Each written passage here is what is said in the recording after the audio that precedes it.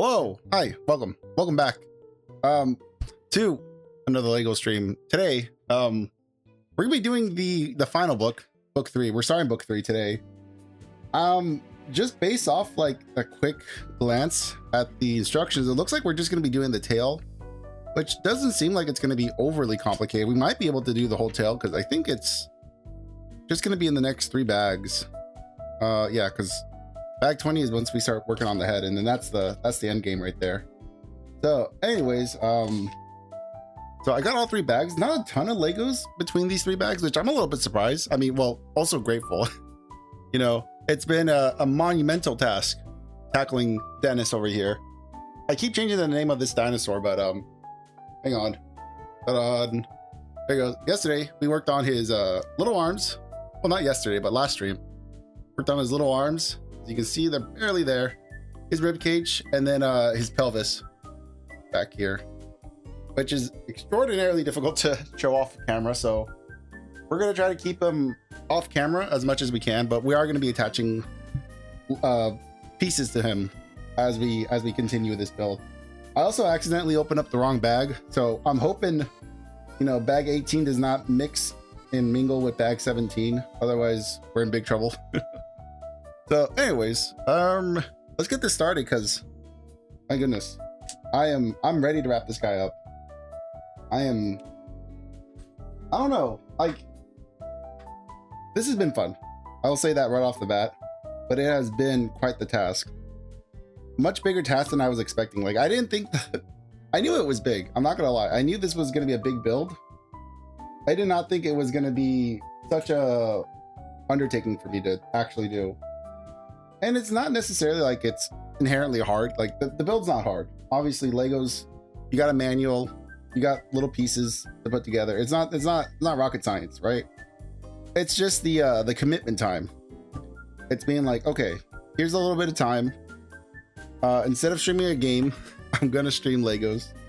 Last week was actually pretty good to do this, because last week I was sick, and it was pretty easy to just kind of sit here and kind of chew away at this. But now, you know, we're in it for the long haul. I'm pretty much, I think, fingers crossed, knocking on wood, that we're done being sick. But, you know, you never know. You could always get sick again. Nothing says that you can't get sick twice. Let's see. So, hopefully you had a good week. As always. My week has been, it's been the same. Not much is going on over here. Thankfully, you know, good or bad thing. Hopefully it's a good thing. When life doesn't throw curveballs at you, you know, you get to kind of relax, leave your guard down for a little bit. But speaking of Legos, actually, I did see recently, within like the past week or two, Lego actually just announced that they're doing a Pokemon thing. I guess I don't know if you would call it a collab, because honestly, it feels like being held at gunpoint with the prices they're trying to sell them at you. It seems pretty rough, because from what I've seen, oh, actually it's not all terrible. I think, what is it, the 3 starters, you can get the 3 starters as a Lego set, and that's like $600, 600 or 800, I don't remember. I want to say 800, but I don't think it was actually 800. It could be.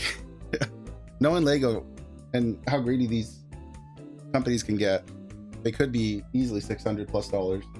But saying that though, actually the Eevee, which is like the only one I'm even interested in picking up, was like 60-70 bucks. And I'm like, huh, okay. Well, I mean, like the Pikachu I think is like 90 bucks. I think Pikachu's like 90 bucks and Eevee is like 60 bucks.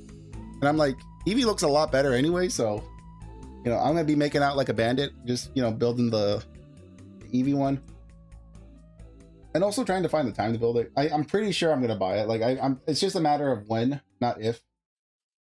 And that's kind of the question right now is, you know, when am I gonna get my hands on the Lego Eevee? I'll have to, you know, allot some time and some money to that little endeavor at some point. But right now, it's just sorting out Legos. I mean, I already know the Eevee's going to be a lot easier than this. It's not going to take nearly as long. The Eevee, I suspect, is probably going to be like 2-ish streams potentially, if not one stream, unless I'm just like horribly bad at finding all the Lego pieces like I am right now, where I cannot find one piece to save my life. Where is it? Hello? There it is. I was looking at it. All right, there we go. Now, what am I collecting all these pieces for? Oh, it's to build the tail, of course. But anyways, yeah, I didn't look at the price because they also released on top of like Eevee, Pikachu, the original starters, they released gym badges, I believe it was. And the gym badges, I have no interest. I don't know who would be interested in buying the Lego gym badges. And I think it's from the Gen 1 gym badges.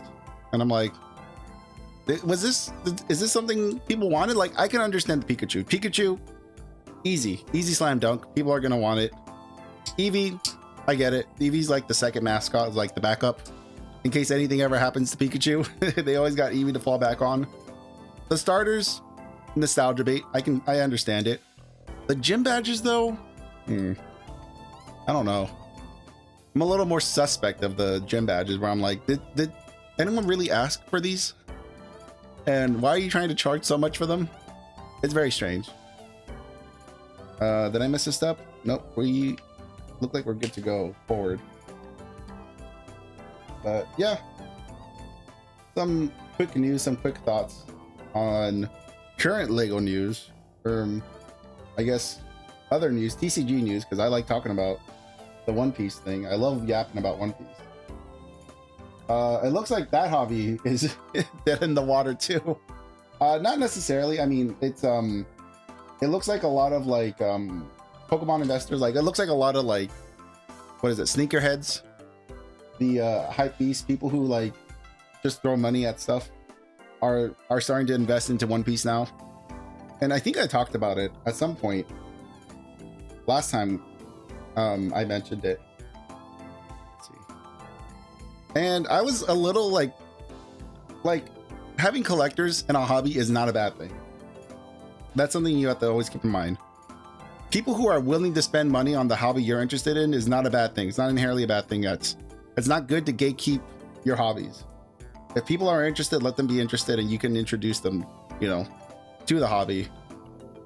That's how I've always approached my hobbies, and that's how I approached One Piece, the TCG. And I was a little like hesitant where I'm like, okay, we'll see what these people do when the next set comes out, because they joined in during, what was it, OP13?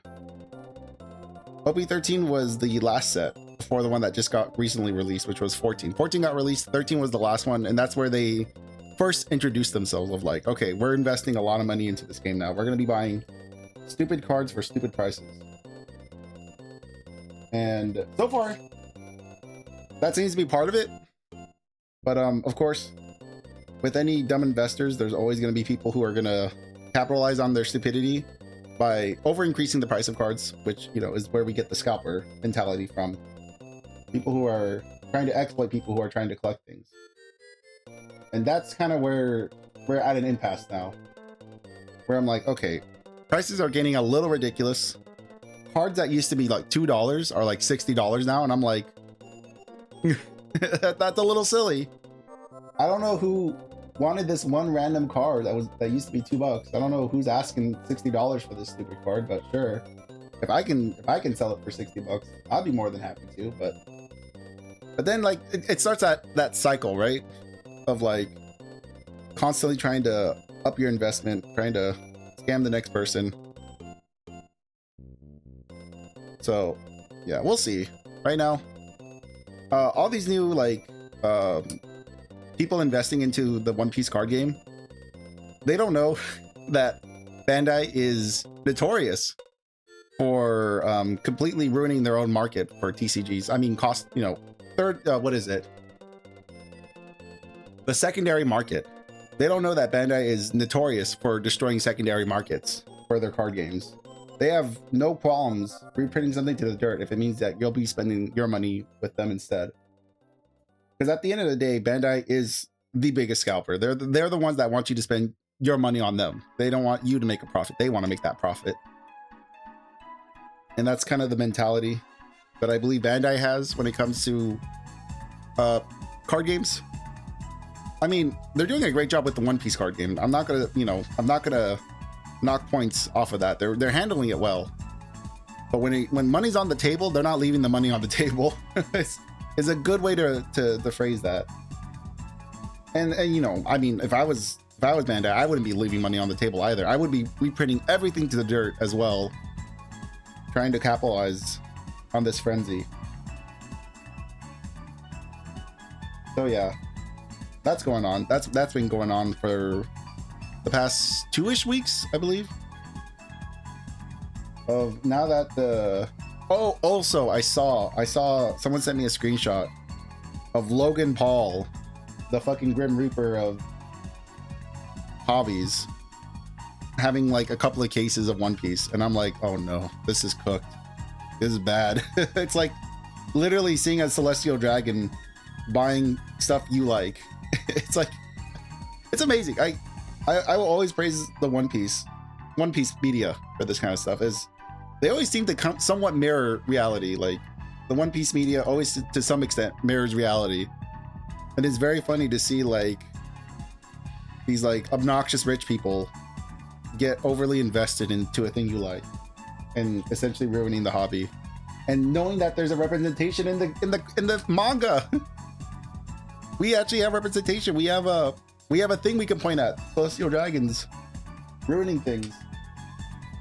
Because, you know, they think they're cool. That kind of stuff. So that's been kind of funny. You know, if anything, that to me was funny. Of like, oh hey, look, all these rich people, all these people who definitely don't have the money to be spending on this, spending an absorbent amount of money on this, acting like they're the Wolf of Wall Street over here. Let's see, how exactly is this working out? So yeah, there's some of my 2 cents. Let's see, is this the right thing? Hold on. 2, 4, 6, 8, 10. 2, 4, 6. Yeah, this is supposed to be the right piece.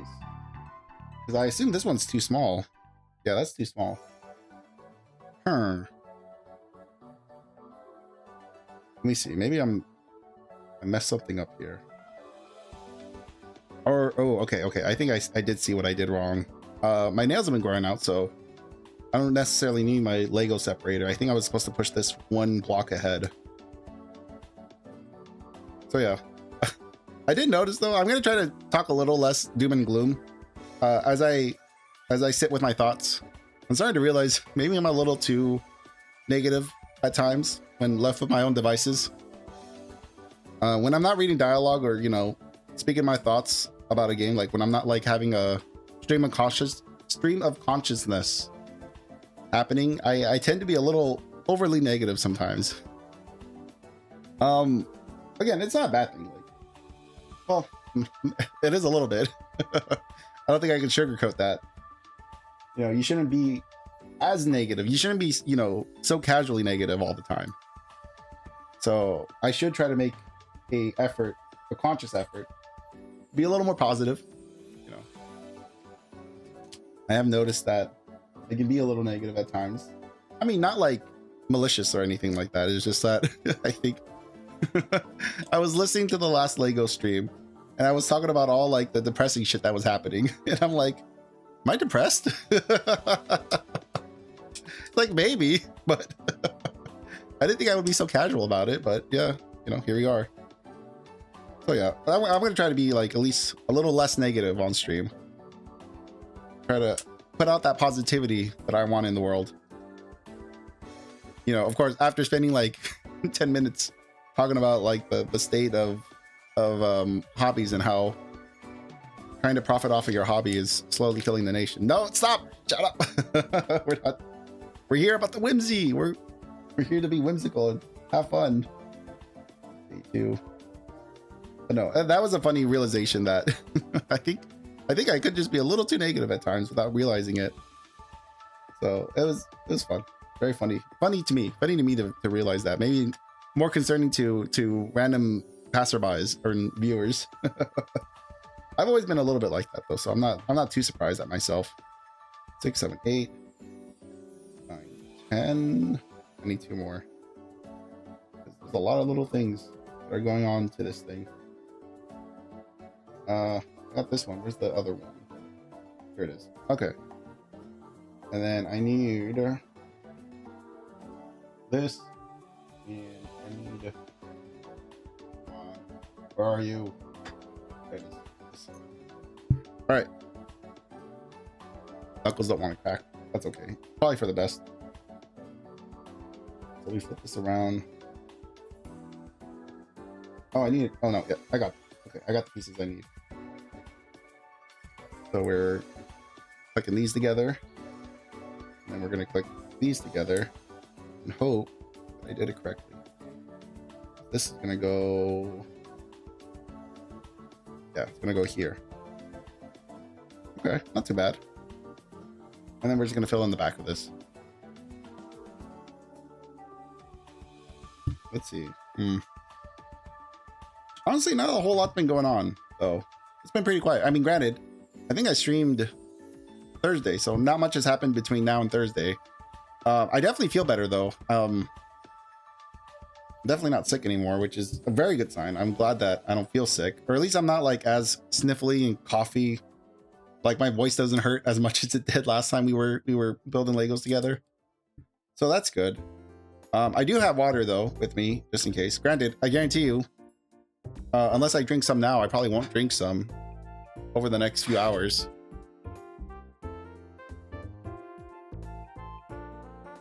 I gotta put this somewhere where it's not gonna be in the way, but I can still remember it exists.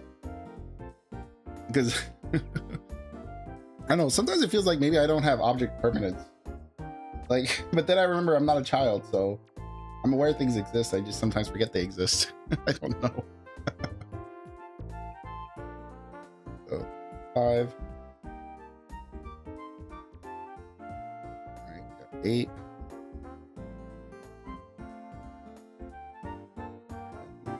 11. Nope. Or nope. One more piece. Was that it? I might have miscounted. I kept grabbing the wrong piece. Nope. That was right. There we go. All right. Now, how am I putting this thing together? I'm gonna try to do this side first.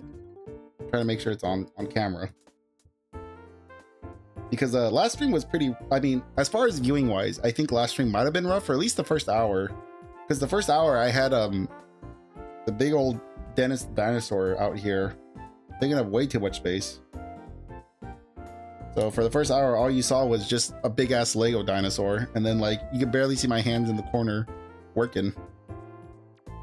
So I'm gonna try to, you know, make sure that at least in this stream, most of what I'm doing is gonna be viewable. And then it's over.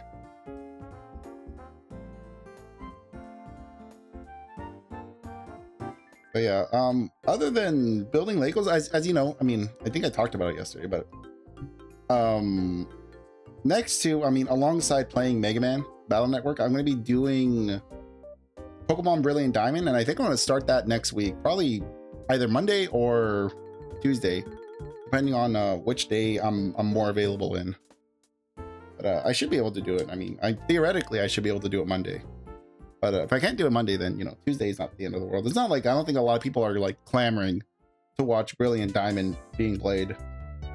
From my research, and honestly, I liked Brilliant Diamond when it came out, but going back and watching reviews of it, I'm starting to realize that, was it a bad game? I mean, and the thing is like, it's not that it's necessarily a bad game. Well, it is a bad game, but there is a reason it's a bad game. It's a bad game because of the existence of Platinum. Platinum was what's it called? The remastered version of Diamond and Pearl. So with the existence of Platinum, basically didn't require the existence of Brilliant Diamond and Shining Pearl, or whatever the two are called. So that is why Brilliant Diamond and Shining Pearl are considered to be some of the worst, or the worst, Pokemon games out there, because it was an unnecessary remake. I need a couple more. But back when I was playing it, I mean, I don't remember. I mean, I don't think I looked at reviews. I think I literally just played it. which honestly, I think in 2026 we need to do a little more of like, not just going off of vibes. Don't go off of reviews and critics. Go off of vibes. Enjoy your things. Have a little whimsy in your life, and enjoy the things you like. At least that's like the mentality I want to take into 2026. Granted, we're already like 17 days into 2026, so you know, gonna be taking that mentality in a little late, but you know what? We're here for it at least. Now we're gonna be building this. There we go. Yeah, okay, we're good. Okay, slowly put this all together. I also wish there was a way I could track my face, because I'm noticing like the majority of the time I'm looking down and you can't really see like my eyes open or any of my mouth movements. It's almost like it's almost a little pointless to have my little guy here, because it feels like the majority of the time you can't even, he's not emoting or doing anything. But that's a part of that is also tracking. Like I just need my phone tracker, my tracking device, somewhere that is visible where it will be able to see my face at all angles. It'd be nice if it was in the middle of the screen, which I might be able to do. It's something worth thinking about next time, because next time I'm probably gonna see, I mean, I could probably mess with it now, but then that's gonna be like, you know, 5-10 minutes of me messing around with my tracker, with my facial tracking, and not building, and I'm sure no one's here for that. So we'll see. I'll probably mess with it next time, but for now, you will occasionally just have me like, you know, reanimate here and there whenever I'm looking at the screen, seeing what people are doing. But yeah, anything else? Let's see. Just recently, the new Fallout series, just season 2 of the Fallout show, the live action. Well, the TV series, not live action. Because I'm also thinking about the live action One Piece thing that's coming out soon, which I'll bring up in a minute. But after I'm done counting this stuff out, because I need to grab 12 of these.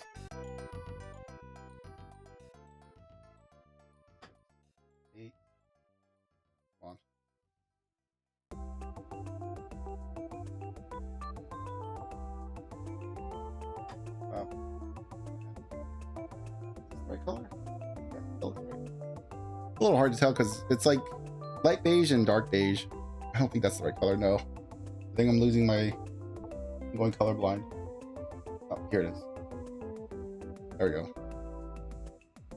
But yeah, I just started watching. Granted, by watching I mean I'm literally just watching the first episode. I just watched the first episode of the new Fallout series of season 2, and so far so good. You know. Not catching all the references, you know. I mean, I'm trying to figure out how much of the show is like doing its own thing versus how much of the show is like going off of reference material. Because obviously in season 2 of the Fallout series, they're going to New Vegas and they're introducing House as a character. Beyond that though, it looks like there might be a few extra little things here and there added to the story.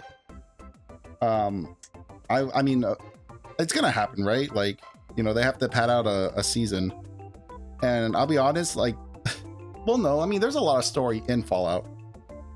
Like, there's a lot going on in Fallout. I mean, that's the whole reason why it's getting a show, because, you know, there's a story to be told, and it can be told through different forms of media, which is what I love about like some of these shows. I'm glad these shows exist. You know, not necessarily shows like How to Train Your Dragon or Lilo and Stitch, where it's media just, you know, being regurgitated.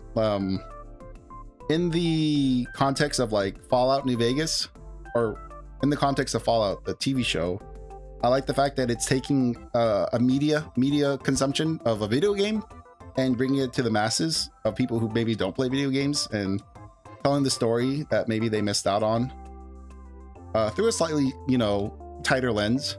Because, you know, with the video game, you can spend like 80 plus hours telling a story. In a show or a movie, you only got like 2-ish hours at most. In a movie, you got like about 2 hours to tell a cohesive story. TV show, you have a little more time. Oh, speaking of which, I also started watching the new Star Trek series. It's what is it? Star Trek Space Academy, something like that. It's a Star Trek Academy show, which is pretty cool. I'm already liking that. Again, I I've tried to consume older Star Trek media. We talked about this actually last time. But I'm definitely more of the current generation. I'm a much bigger fan of the current generation stuff where they're trying to retell the story in a more modern sense. A lot more action going on. I'm not a big fan of like the quips and quaps and all the like I'm gonna call it the Marvel humor, but I would say it does it better. But like the very jovial, like you know, tie loosened kind of humor. Not a huge fan of that type of humor, and it's present in the show, but you know, I'm not gonna hold it against the rest of it because like at the end of the day, you kind of just want to see a space drama, and that's kind of what it's offering.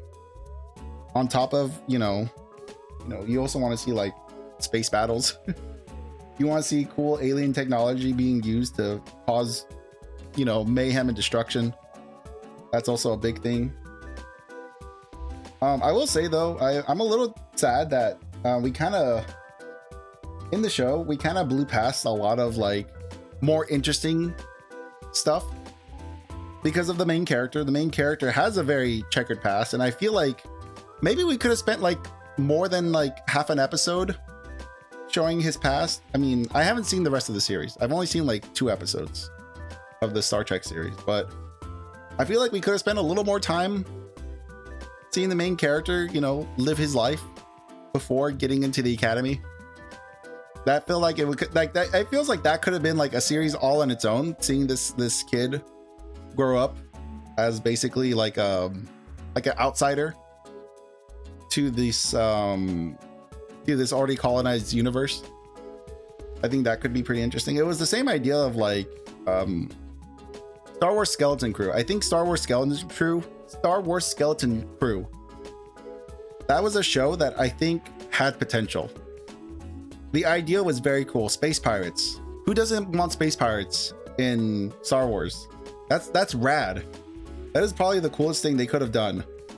And they kind of messed it up by making it a kids show.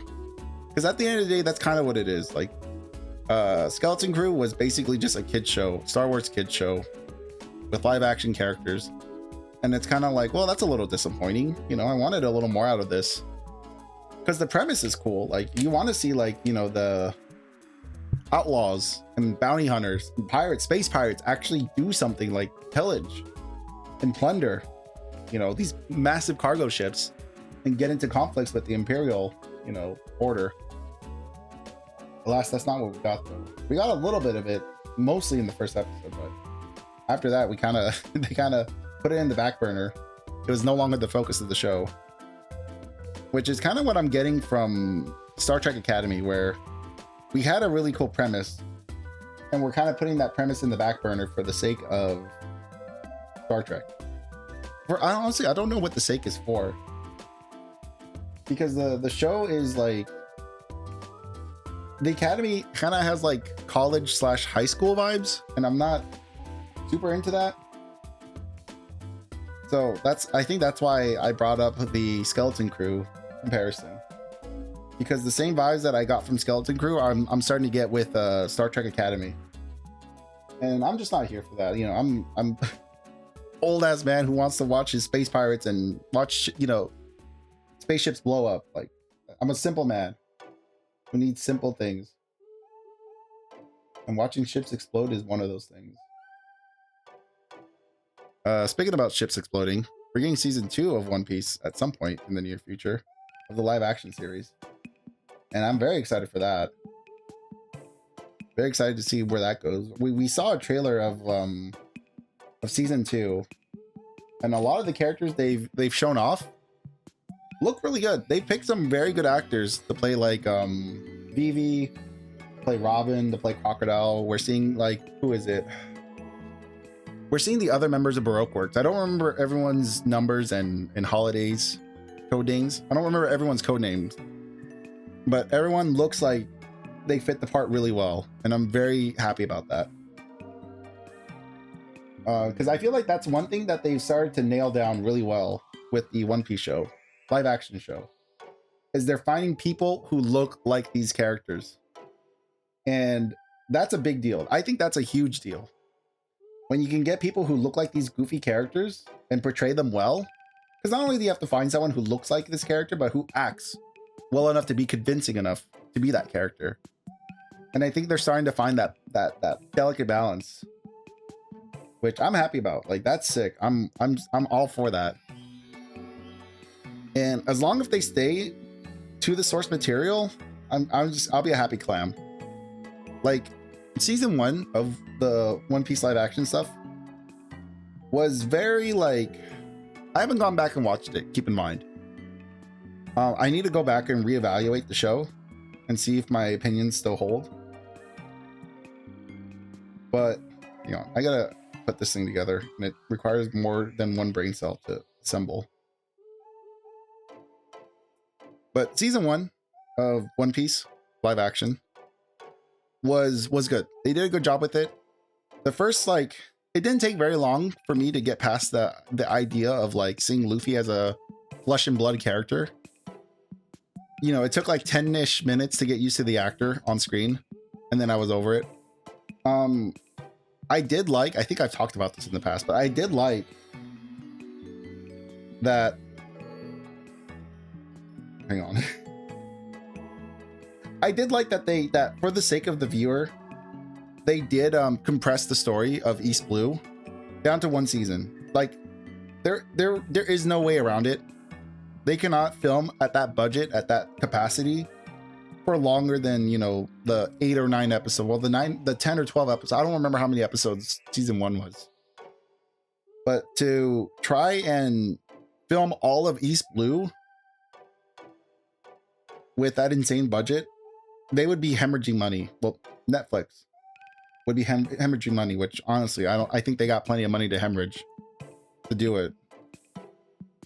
But I feel like it was inevitable that they were gonna compress some of the story, and I think they did a good job compressing the story of One Piece.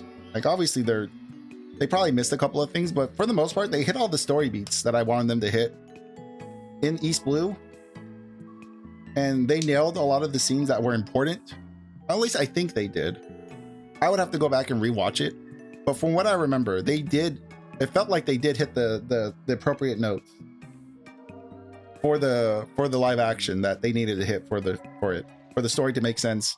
And I mean, it worked because they got a season 2. You know, they got a lot of big fans. People were talking about the show for at least a year after its release.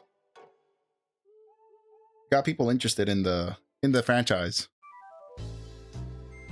and hopefully they can only go up from here. But I do know that during the end of season 1, a lot of directors started to like kind of play musical chairs. Like, a lot of people were jumping in and out of the project as far as like directors and stuff like that, and writers, I believe. And that's kind of like that's a bit of a red flag when directors are starting to like fall like flies. So it's got me a bit on edge when people are jumping in and out of production like that. You can only hope for the best, but who knows at this point? Because all it takes is one bad director to completely ruin the show. One bad casting to, you know, doom the show. Oda not paying attention to it long enough for it to get messed up, for the story to get messed up. One bad writer using ChatGPT to write a scene out to ruin the whole show. That's the biggest thing I'm scared of, is if a writer, you know, starts booting up AI to write the remaining story. It's like, come on. The story's there. You don't need computer assistants to write the story for you when it's already been pre-written like 20 years ago, you know? There should be no excuse.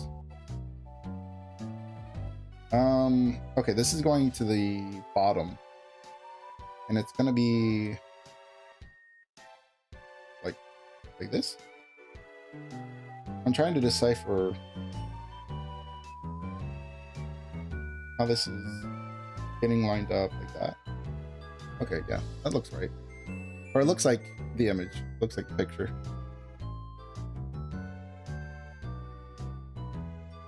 So yeah, I got high hopes for season 2 because of how well season 1 landed. my hopes are very high for season 2.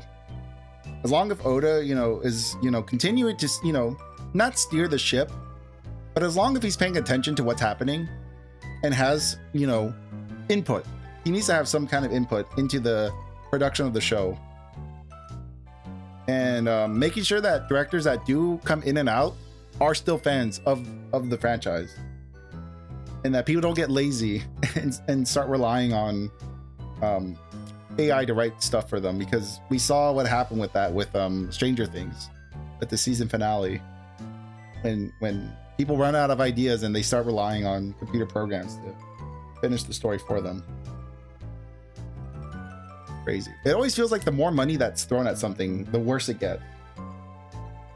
That's another thing. That's a whole other argument right there. The majority of the time you throw money at something, it definitely doesn't always make it better. At some point there's a, what is it, lost fallacy, I believe is the term, where if you throw too much money at something, you no longer have, it's a detriment. There you go. So we'll see how it turns out. Another thing about One Piece, it's gonna be another One Piece episode, build episode, is what is it, chapter 1171 released, I believe it was today. And ooh, mama. We have officially finished the flashback for One Piece. It's been a while. It feels like it's been months. Well, it has been months, literally, that we've been in this flashback. But I'm glad. I'm happy that we got to spend so much time in the flashback, because holy moly, we got fed. We were fed so well during that flashback. There were points where even on stream I was like, I don't want to go back to the story. I want to stay in the Roger and Rock's era of pirating. This is cool. So yeah, we're officially done. We're caught up now. We are entering into potentially the final arc of Elbaf. We'll see. Very likely. I mean, I would be surprised if Oda wanted to spend like another year or two here. It's also because he's taking a break as well. He's taking another holiday, so I believe there's going to be another chapter break after this one got released, which is fine. I'm okay with that. You know what? If the man needs to take a break, let him take a break. He's been pumping. And I think a lot of the breaks he needs to take are probably due to the show, to the live action show, because they might be filming season 3 right now, potentially. And within the past like 2 years, I think he was in the middle of filming season 2. So taking a break from that kind of stuff, I think is warranted. All right. We are going to be attaching this to the butt. Wish me luck. Oh boy. Okay.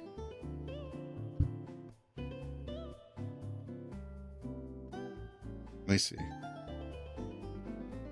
Because I am just like, I'm referencing the manual because I'm bringing this big guy in. Okay. Please don't die. There we go. Okay. Let's see. All right. So you can see 3 ball joints. There are 3 sockets right here. Okay. So that got attached just fine.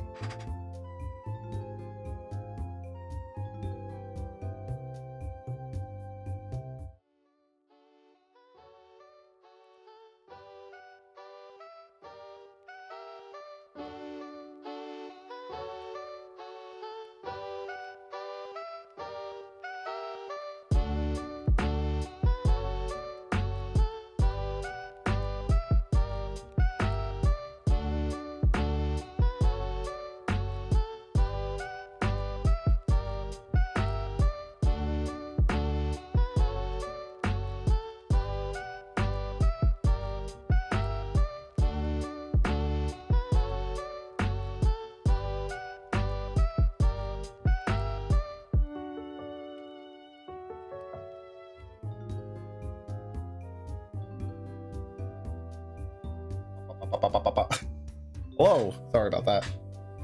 All right, it's a mini crisis. The dog. I got a very old dog, so just had to make sure he was okay. All right, next piece. Actually, the nice thing is that I can actually, nope, I can't see it anymore. I was gonna say, I have a really good vantage point from here, but no, I don't. I just gotta hope and push.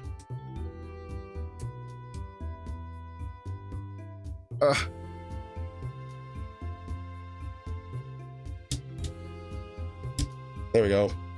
Beautiful. I mean, there's no up and down, but there's plenty of left and right. So I don't know what the point of these ball joints at the bottom here were. Like down here, there's some ball joints. I don't know why it had to all be ball joints. I don't know why they had to use ball joints and then these hinges when it's just a hinge. But, you know, it's it's their design, not mine. Usually when they do stuff like that, it's because they're trying to use up excess material. We got one little extra piece for us. Chew on later. All right, now we get to work on bag 18, as you can see here, which is basically going to be just another segment of the tail. I already have bag 18 open over here. Just gonna push it this way. Not too many Lego pieces though. Gotta make sure these are torn open.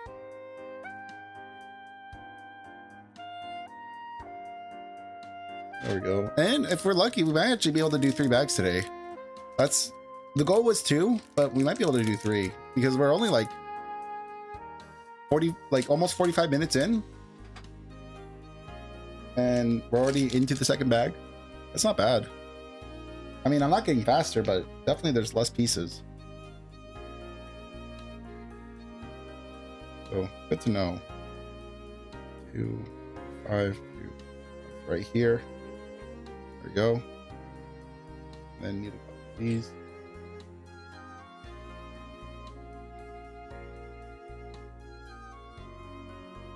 And this. Honestly, I forgot what I was talking about. It was probably something One Piece related. Knowing my track record.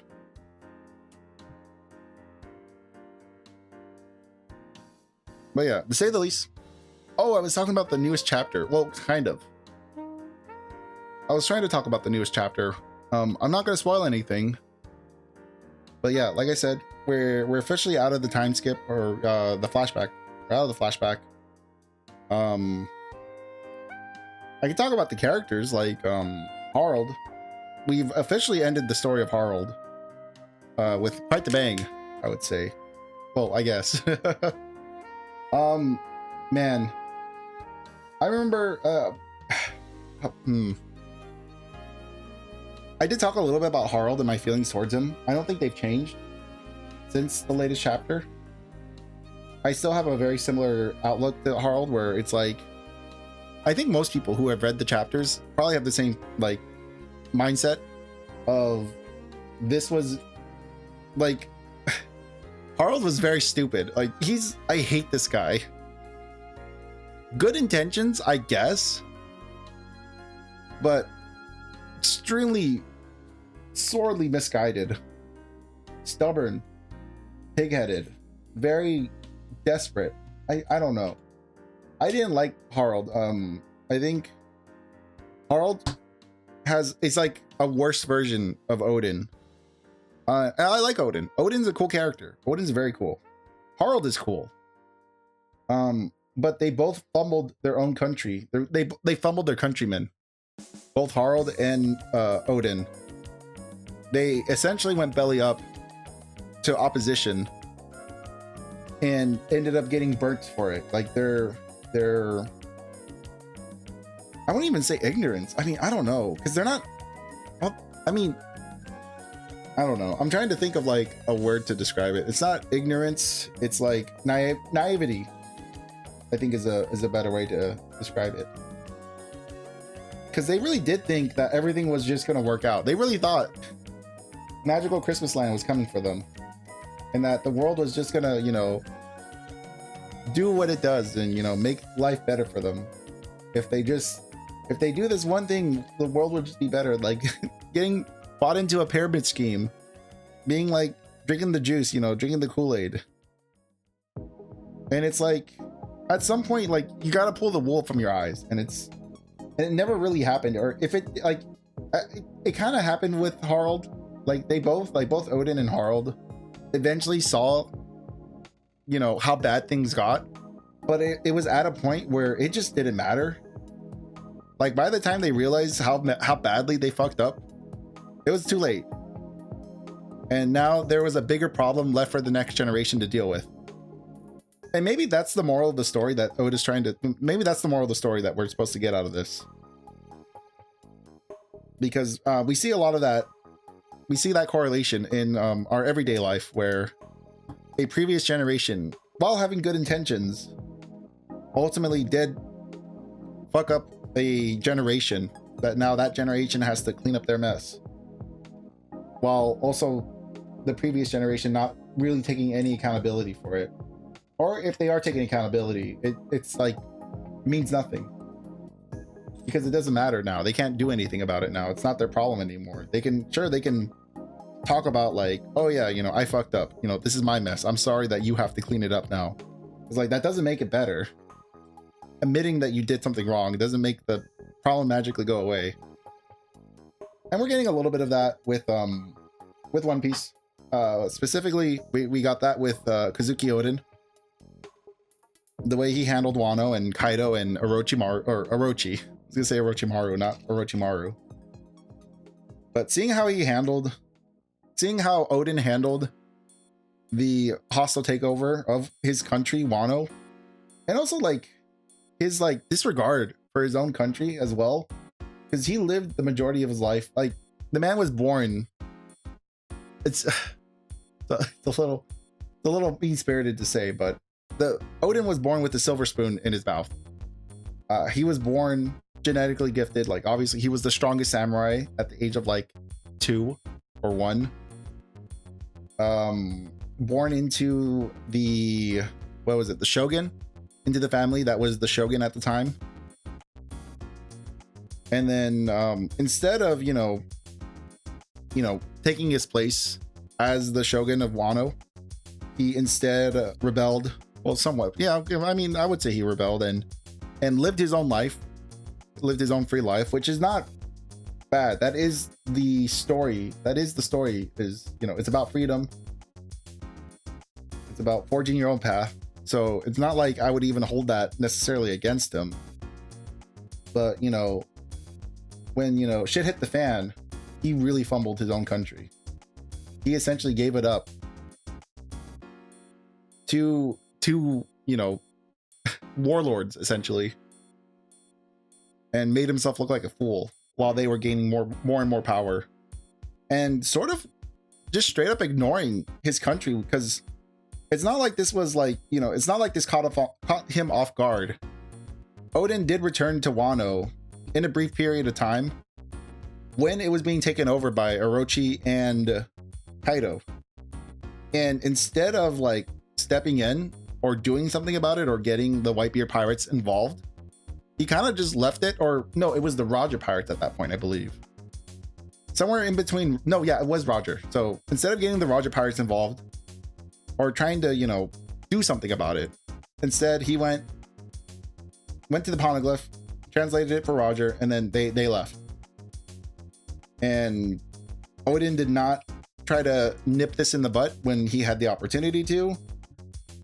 When it blew up in his face, instead of, you know, dealing with the problem, he instead let the problem fester for another 2 years.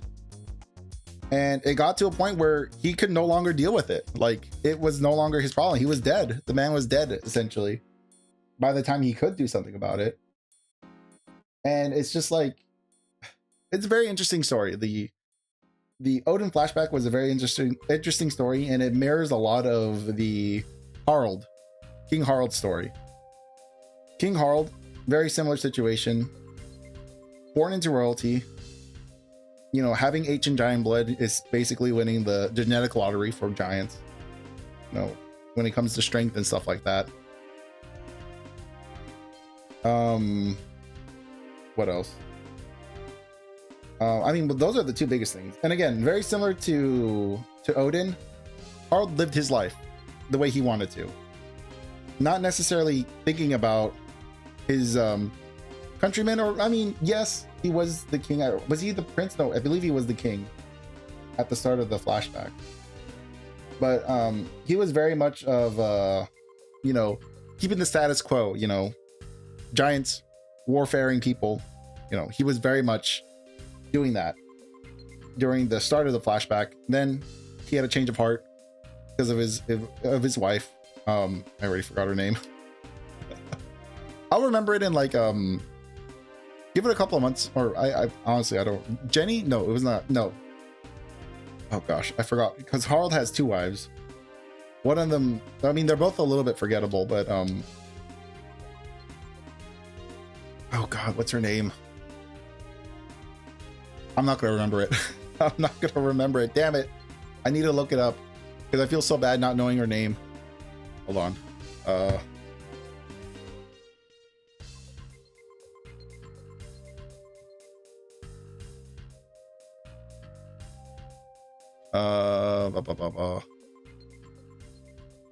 That is not how you spell it.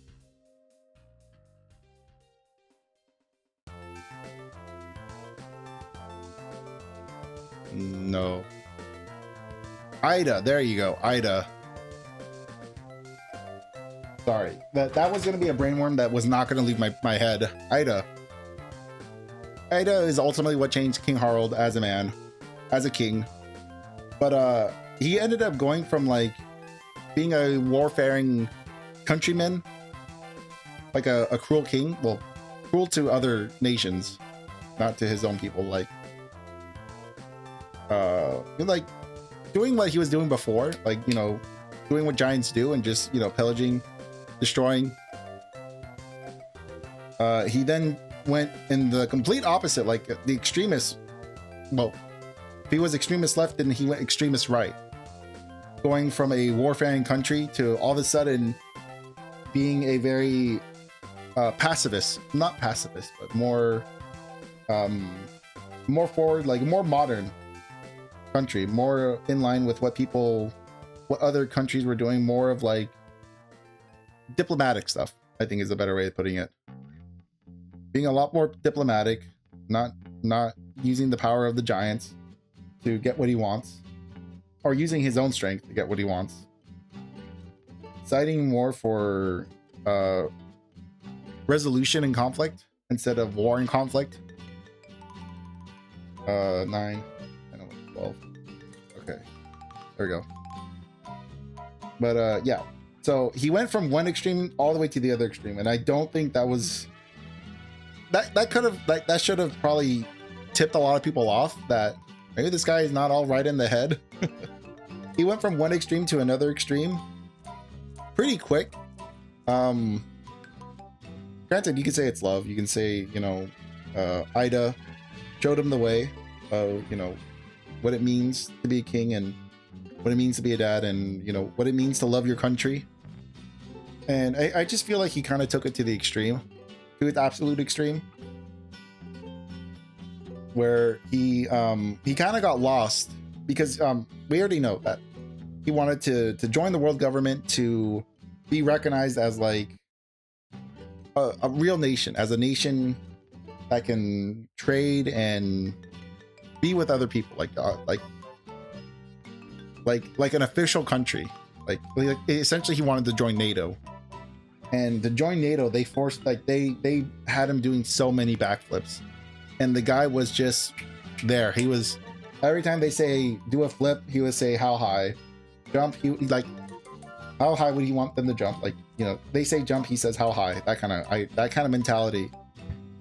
And seeing that unfold and then go to its extreme, taken to its extreme, is what I think I don't like about Harald.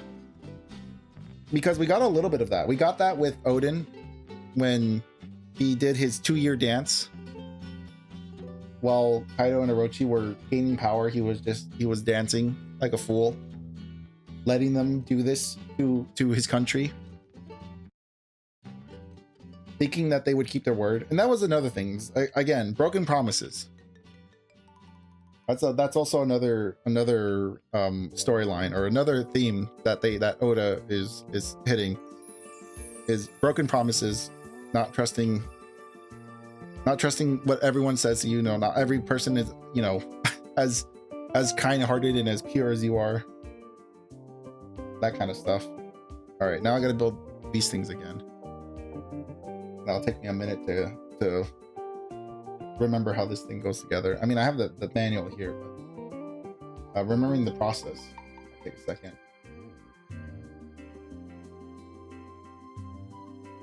But yeah, King Harald, I don't like King Harald as a character. I understand the logic. I understand how he ended up where he did. And maybe that's all it is at the end of the day. Is like you don't need to like the character. You just need to know why he did what he did, how he got to where he is. And it's not a very satisfying end to his story, in my opinion. But it is an understandable ending. I do understand how we got to where we ended up. And I guess at the end of the day, that's all that really matters. Is you don't have to justify or vilify a person's actions. You just have to understand them. I think it's kind of the moral of this story with Harald. Because man, he went off the deep end. Like he was gone. He was gone for so long. And the thing is, he did good for his country. Like for his countrymen, he did good for them. He was a good king. I don't think anyone's gonna argue that part of it. Like he was good to a fault, and ultimately that was his undoing. Because he was trying so hard to modernize his nation that he took it to the far extreme. Yeah, and then also we got to see a little bit more of Loki. I mean, again, the more I see Loki, the more he becomes like one of my favorite characters. Not my favorite character, keep in mind that title still goes to Luffy, and then Luffy, Yamato, Katakuri, and then, you know, other characters after that, Straw Hats, in whatever order, you know, fits my fancy that day. Let me see, hold on, let me put this together and then I'll keep yapping, because I'm sure everybody is just enthralled by my One Piece knowledge. They just want to hear more and more about it. No, not this.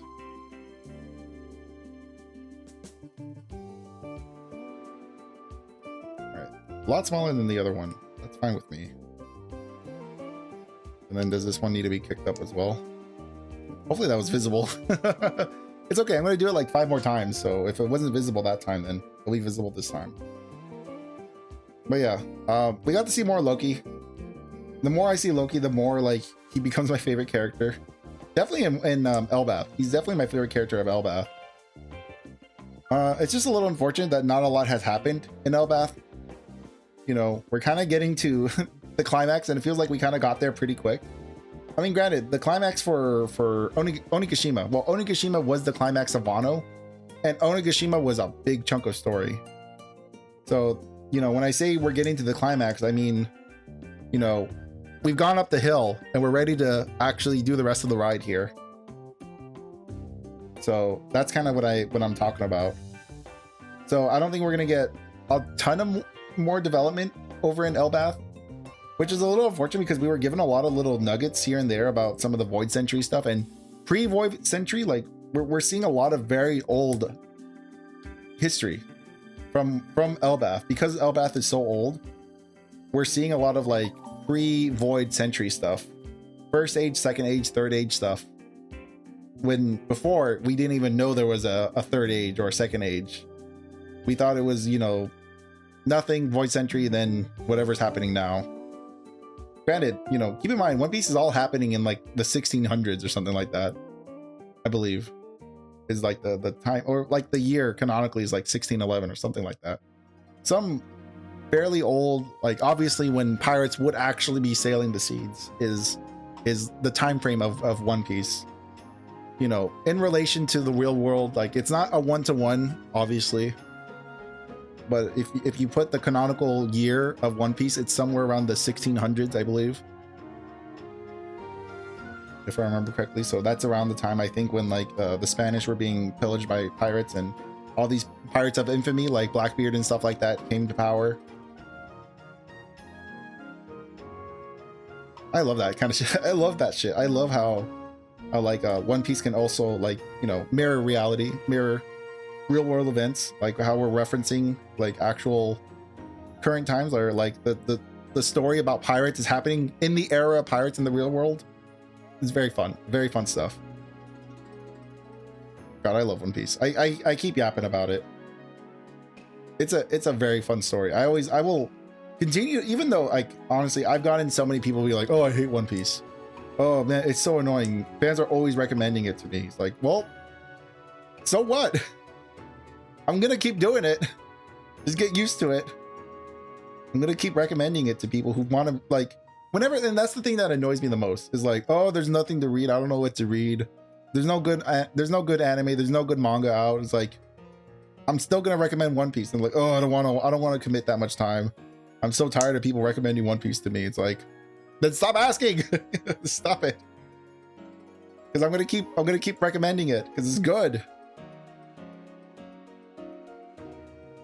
But yeah.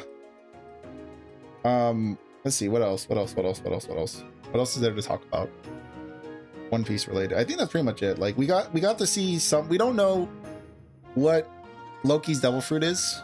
We know what his hammer is. Was it Ragnir, I believe, or I'm gonna have to look it up. I'm gonna have to look up what the name of Loki's stupid hammer is. I mean, we already know that the Loki's hammer is referencing Mjolnir.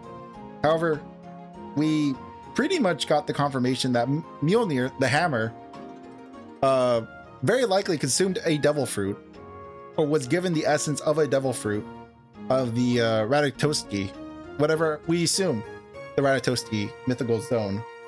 We don't know. Nothing has been confirmed, but like all the signs are there that the hammer was given the power of a mythical zone, of a very powerful mythical zone.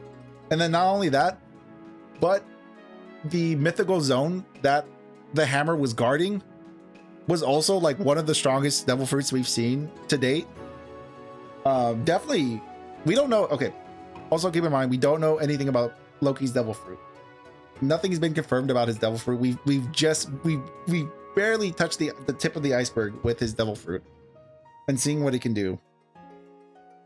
But just based off of what we've seen and what we've been told, holy moly, the idea of like this being like one of the god fruits is very high. Like being on the level of Luffy's fruit, very easily at the level of Luffy's fruit, being like a Nika fruit, Nika level fruit, or, you know, being that crazy powerful.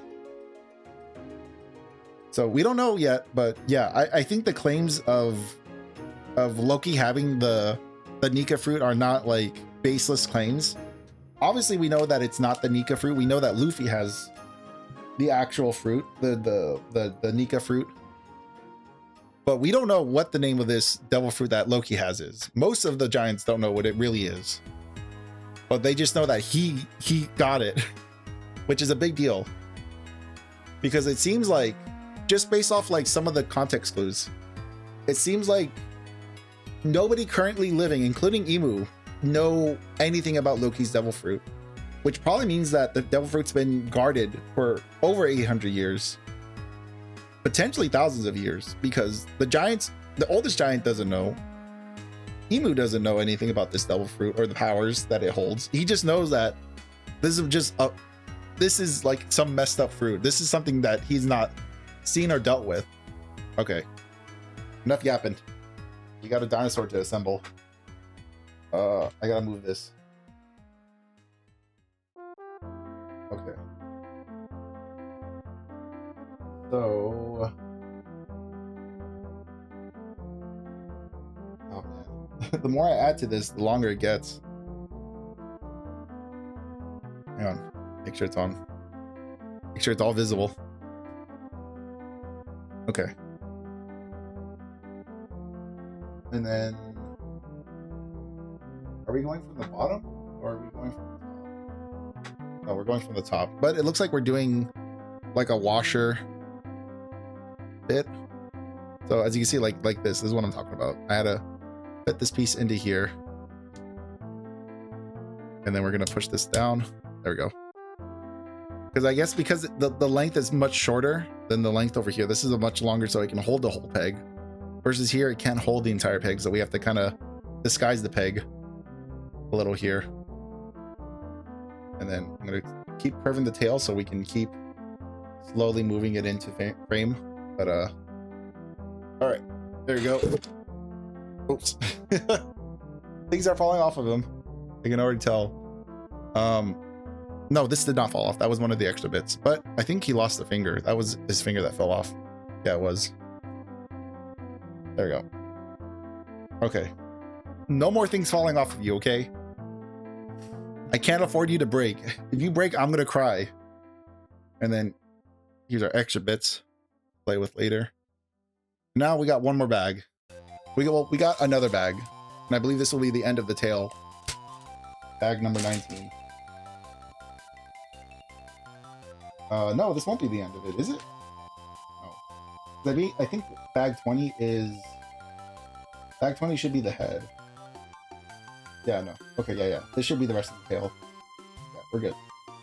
So after this, tail should be done, and then the head will be a separate thing. Sorry about the noise. It's going to be a little noisy as I piece this all out.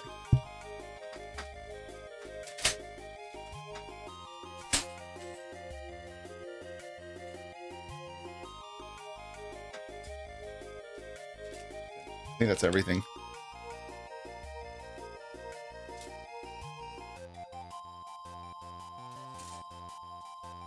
All right, not too bad. I just gotta open this little bag.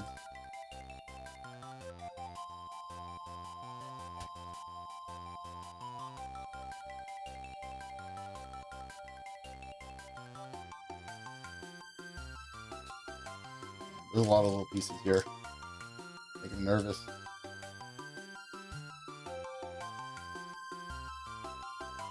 Because worst things that can happen now are if this guy falls or if I lose a vital piece, which has happened to me with Gundams in the past. So very nervous. Don't want anything to fall or break.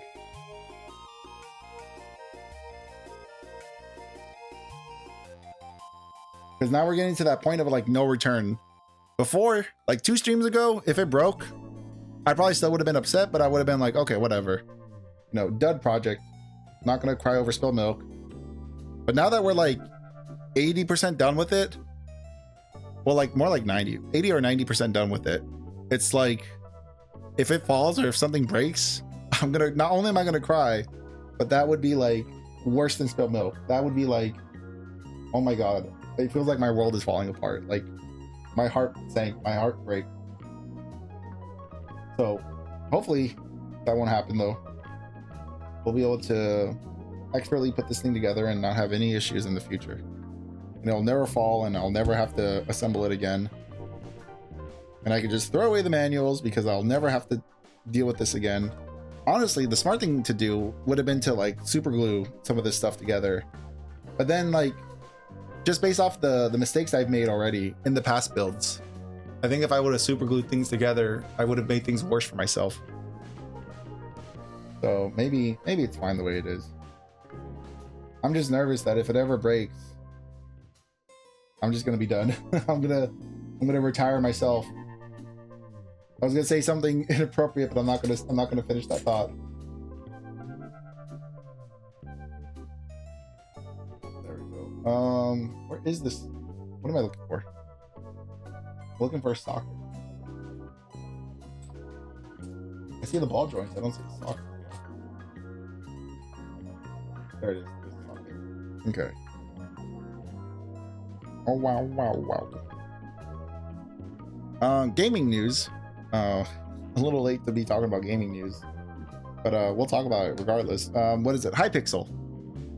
Hypixel is like a Minecraft adjacent game that just got released, or pre-release, I guess is a better way of saying it. Just recently, within this week, and I've been seeing a bunch of streams and a bunch of videos on it, and it's got me very hyped. I kind of want to play it myself. It's about a $20 game, so it's not a cheap game, but it looks fun. The videos and streams that I've seen all seem pretty similar. Like, they all have like a pretty similar start. Like the first like 2 hours all seem relatively the same, which I guess kind of makes sense because we're talking like tutorial first level woes, so everyone's got to kind of learn how the game works and sort of run into similar dungeons, even though I think it is what is it, procedurally generated, so it's meant to be all random. You're not really meant to have the same seed for, you know, same people. Because of the way the game's structured, it really does feel like it is. Like, it does feel like you're hitting a lot of the same beats in the story, hitting a lot of the same landmarks. Feels like you're hitting a lot of the similar landmarks in between streams and videos of people playing this game, which is not a bad thing, because that's, I mean, if anything, that's, you know, very cleverly disguised tutorial, which is good. That's a good thing that they can disguise it as well as they can. The only reason why the viewer is able to tell is because literally you're a viewer watching like 5 or 6 different people play the same like 2 hours of the game. So to you can start seeing the patterns of, like, you know, hey, this structure is here, this thing is there. Even if the map doesn't look exactly the same, they're kind of hitting similar beats in the game, which as a player you probably don't realize or notice it, but it's very well done. The way they did the tutorial, like the tutorial, you know, beginner stuff, you know, really well executed. So I do commend them for that. It's not a fault. If anything, it's a bonus for them to be able to do that.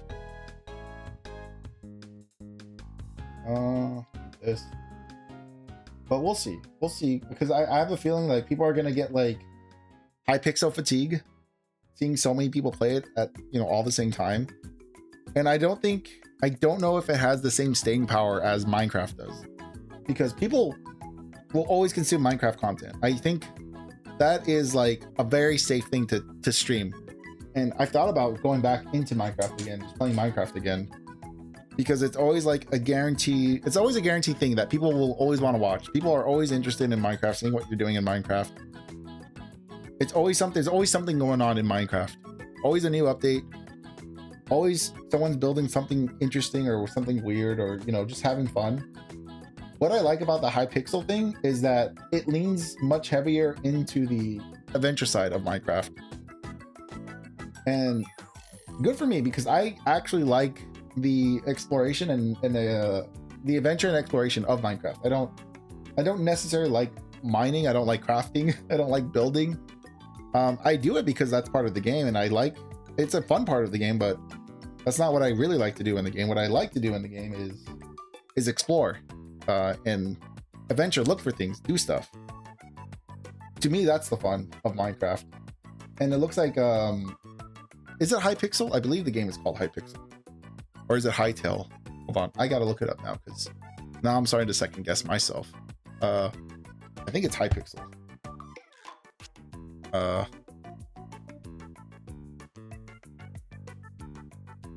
No, Hytale. It is Hytale. Okay. I kept calling it Hypixel. I think Hypixel is a Minecraft server. Hytale is the game. Is the open world adventure game that's very Minecraft coded. I don't know if there's a direct correlation with Mojang and Hytale. I assume there is some crosstalk there, if I had to guess. If not, this coming directly from Mojang. But I like the idea, because what it feels like, what the game feels like to me, or what it looks like to me, is it looks like they finally found a way to do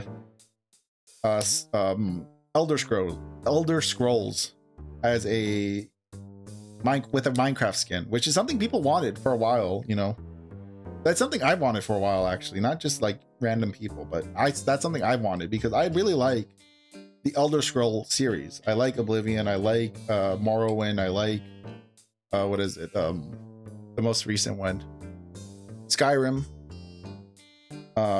Specifically like Skyrim was amazing, was such a good game. It really took the formula of Oblivion and just cranked it up to 11. I don't know how some of the old heads feel about it, like if that statement still holds true. You know, if you ask some of the old players, I'm sure they'll be waving their fists at the clouds. But like, back in my day, Elder Scroll had story and substance to it. You know, you had to really grind. You had to work for your levels, not like these hoo-has and their dragonborn, you know, trying to not say a slur or say something like unintentionally offensive. Trying to slowly tiptoe my way around that.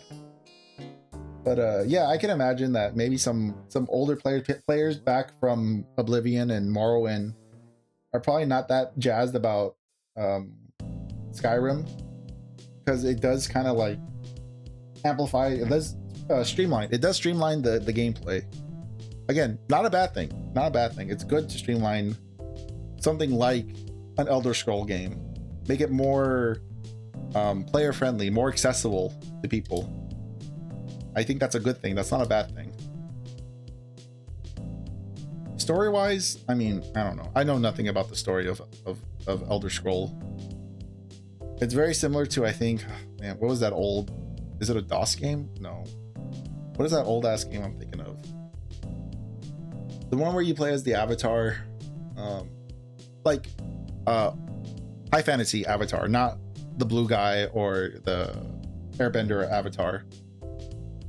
High fantasy Avatar of like god, like a celestial god, or a god possessing a what would you call it?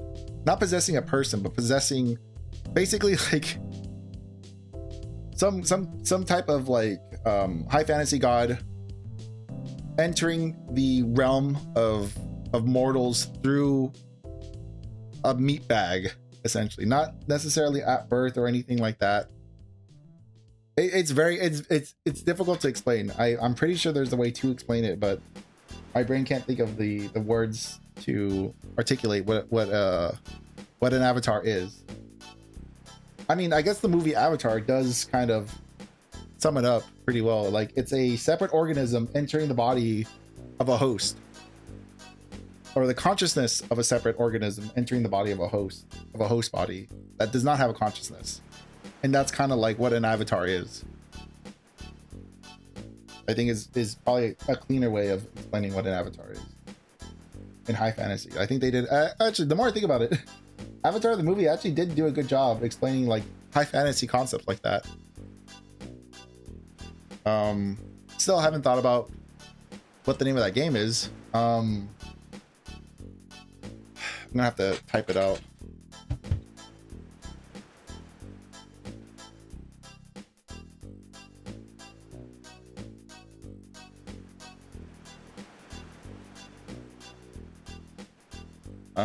Ultima, there you go. Ultima is the game I was thinking about. Why did I bring up Ultima? I don't remember why I brought up Ultima. I started talking about avatars and stuff, and Ultima somehow wormed its way back into my vocabulary. Why did I talk about Ultima? I love Ultima. Ultima is a really cool game. It's a very old game, so be prepared if you actually look into playing it. Know that it's a very old, like, point and click adventure game. Not point and click. RTS, real-time strategy, kind of adjacent to that. 2, 4, 6, 8, 10, 12. All right. But yeah, Ultima, man, that was a fun game. Definitely one of those original open world RPGs. Probably around the time of like Fallout, the original Fallout, potentially. I don't know which one's older. No, Ultima's probably older than Fallout. But it's all that same kind of play style of like I guess RTS fantasy RPG kind of game, single player RPG. Which, when you say single player RPG, kind of sounds a bit redundant, but you know, with MMOs existing, I think it is warranted. Because a lot of high fantasy stuff does kind of bleed into MMOs, specifically Final Fantasy. Was Final Fantasy 14? That's another good game. I have very limited playtime with Final Fantasy. I've tried not to invest too much of my free time into that game, or at all. My brother plays it, which is why I know so much about it. And ultimately, the reason why I don't play Final Fantasy is because I played I was gonna say God of War. I played World of Warcraft in the past, and I've invested a lot of time, too much money, too much of my personal time was invested into World of Warcraft. Like an embarrassing amount of time I've dedicated to that game, and I got literally nothing out of it. And like there's a point in your life where you're like, I've just invested like over 10 years of my life into this game, and it's amounted to nothing. Like, I've got nothing out of this. If anything, I've lost things to this. You've lost time, money, sleep, you know, mental strain over this thing. I mean, it's very similar to like, I guess, League players, old League of Legends players. Because when I was playing WoW, I was playing primarily PvP. So I got to deal with the stress of an MMO, of PvPing, and trying to min-max everything I had. Over here, we're rotating it this way. No, rotating it like this. Okay. And then we're going to be grabbing this stuff. 3, 4, 6. And then we're going to be grabbing these bits here. 2, 3, 4, 5, 6. There we go. And then we're going to just be slapping these two things together. But yeah, after getting over World of Warcraft, I did not want to get into another MMO. And it was like, it had been years before Final Fantasy blew up and became something worth paying attention to. And when my brother got into it, he tried convincing me to get into it with him. And I understand why. Like, having a raid partner available to you at all times and able to communicate with you easily is a very rare thing. Like, that's a very difficult thing to come by. Like, finding somebody that you can raid with, or like, you know, play the game with, that understands you and isn't gonna, like, you know, you don't have to like raid with random strangers.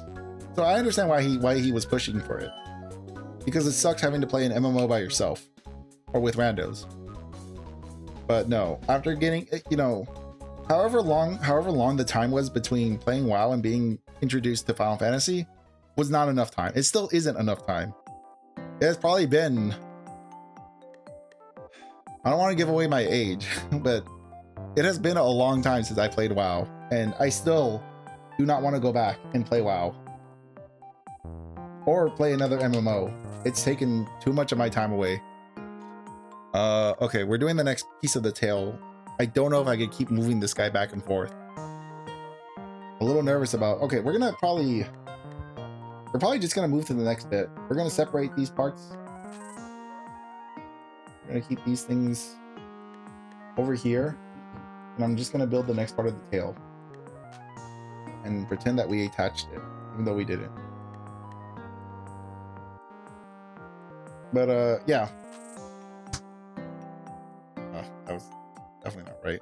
But yeah, Final Fantasy. Why was I? Oh yeah, we were talking about MMOs, RPGs. We were talking about games. But yeah, I like Final Fantasy. I'm actually surprised because Final Fantasy has this, like, actually has a very compelling story. My brother has told me about the story of Final Fantasy, and there's a lot of good writers. I mean, it shouldn't surprise me that there are good writers in Square Enix. That shouldn't be surprising, but it is really surprising when when you realize it, when you're experiencing it. You're like, man, these guys are good. They're getting you to feel things. Like you're like, I'm not even playing the game and I'm feeling things. It's crazy. It's crazy the emotional drive they give you. And of course, I mean, there's always some things that fumble. Like some parts of the story kind of fumble, but when they hit the high notes, the story sings when they hit those high notes, right? And I think that's where they definitely focus the majority of their time on, making sure those high notes are hit, where the climax is needed for story context. Okay. I think I understand what this thing is asking me.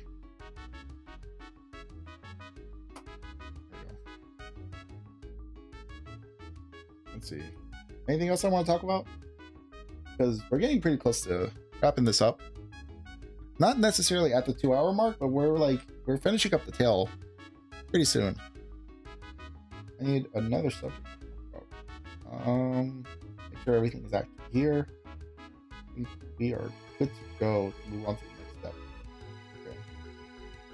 Another thing I could talk about is Magic the Gathering. Magic usually releases about the same time as One Piece. So when One Piece is having its pre-release, usually Magic is also having a pre-release, and then same with the release dates. I'm very curious about sales, about my LGS, and like what sells more. Does Magic outsell One Piece during release day and pre-release, or is it the other way around? Or does Magic still outsell every other TCG?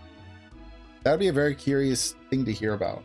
I'd like to know, because it seems pretty consistent that both One Piece and Magic release basically have their pre-release and their release schedule exactly the same.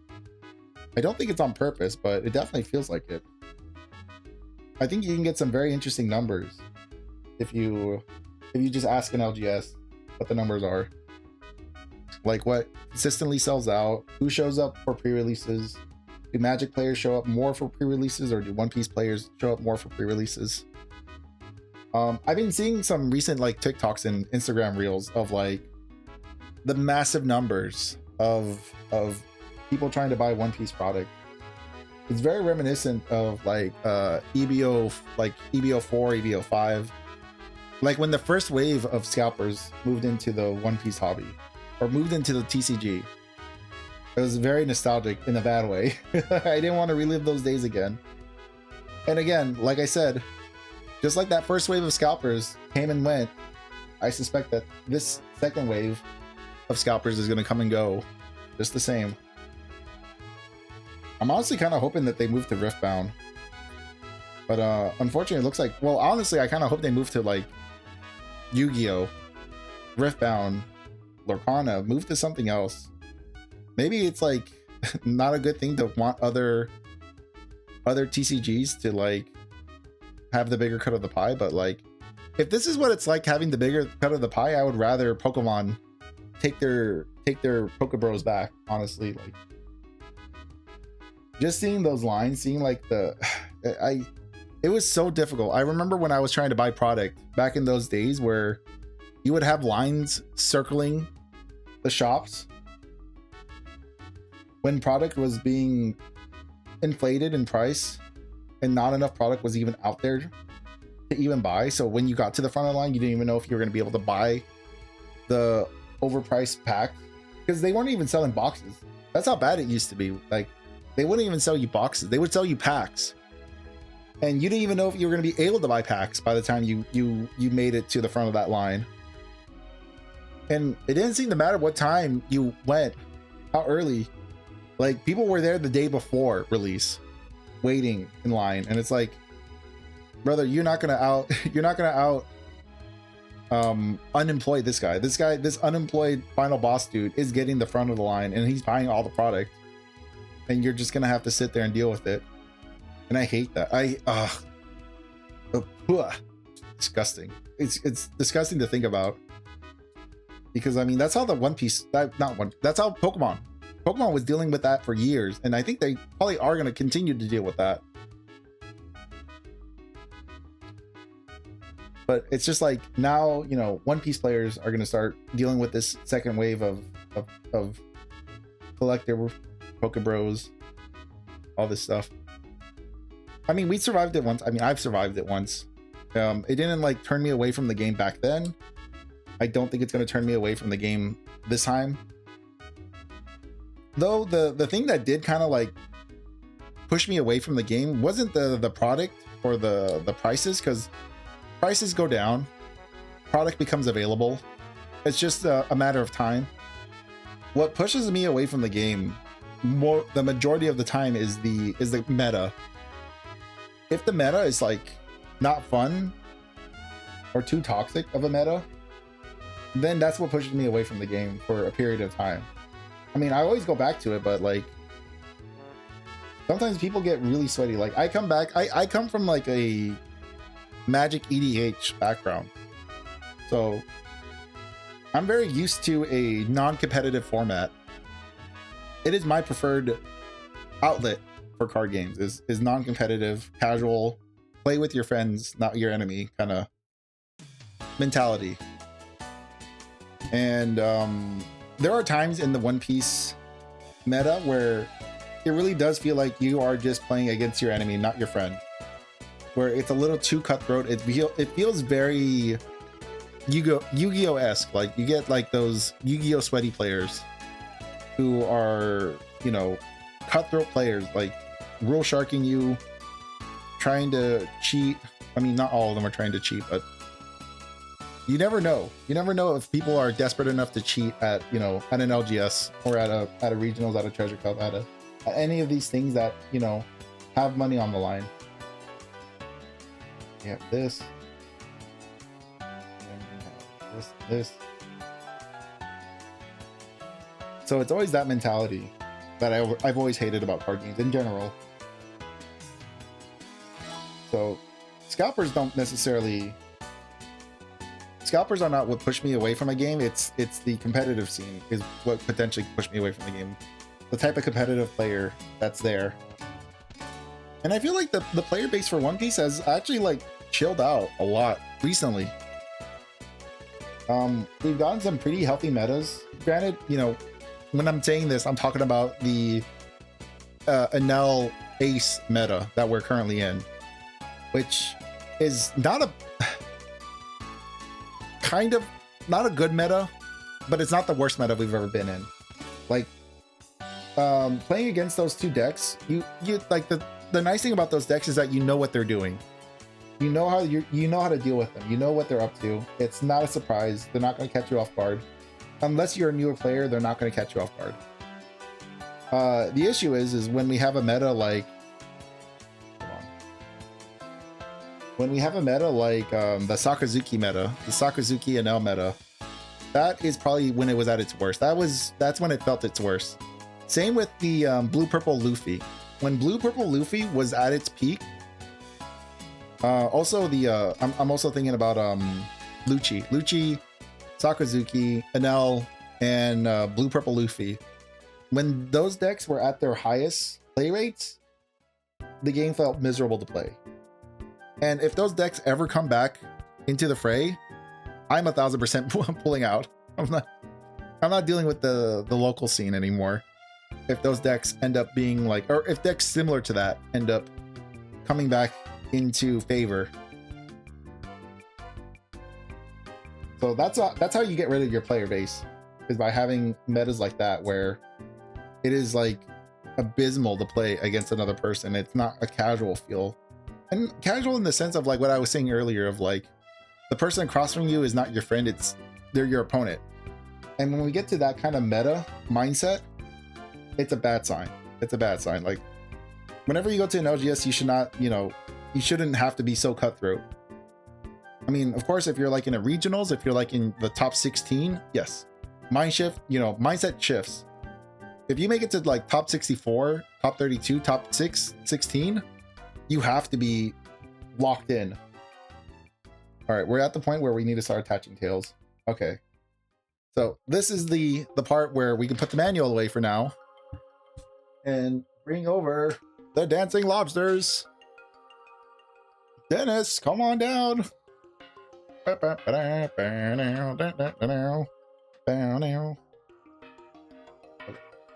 was fine. All right. First segment. Well, this is like the third segment. Okay. And just like that. There we go. Connect this here.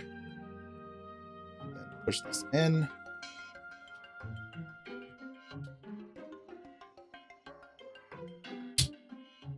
And then double check manual in case I put that in the wrong way or the right way.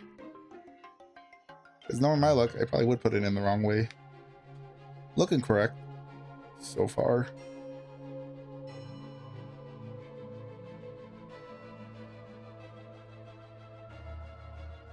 Yeah, I think we're good. Double checking my work.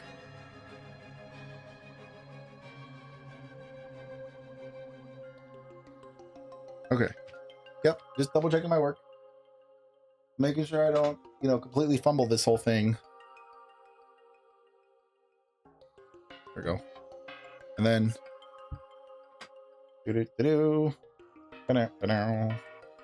see if we can. There we go. That's a little better. Now that it has more articulation, it's a little easier to get it to show up on camera. Excellent, excellent, excellent. And then I'm gonna connect here. Come on. Oh no, please.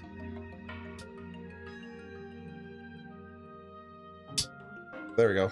We're here. Whew. All right. We are done with the tail. This is cool. I'm gonna see if there's a way I can show it off without breaking my guy. I can't put him on his side, but as you can see, ooh, you got all these little swivels, all these little joints right there, all the way down to the base of the tail. And we get some pretty dynamic poses. I'm trying to think, like, is that dynamic?